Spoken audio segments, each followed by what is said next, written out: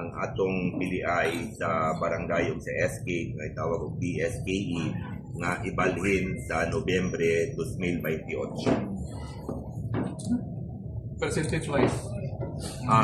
Karon siguro nasa mga 70-75% sa mga membro sa Kongreso ang nagbuyon nga ibalhin una o iabanti muna ang piliay o niya i-fix na ang term sa 5 ka tuig ang matag barangay Apil na election. nga mga resolusyon. Apil na, no? Kay dili man ta pwede nga mag-postpone.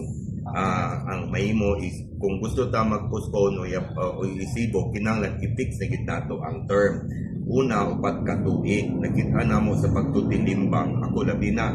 Nag-agi ko ngayon sa 9 ka tuig din sa lungsod sa Taguluan na ang pinakapait, ang pinakasakit nga pili ay ang barangay. Ug gawas niya na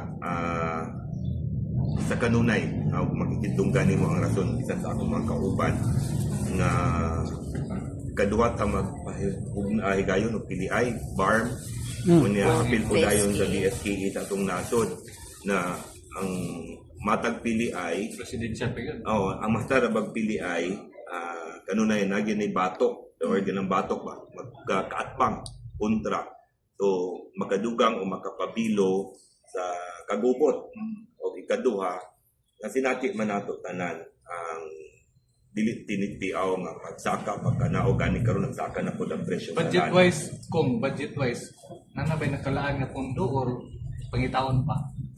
Kung ako nagtuo ko nga every year kada tuig ibutang nato bisan sa atong suhulan na mudawat ta og 10 pesos kada bulan, no?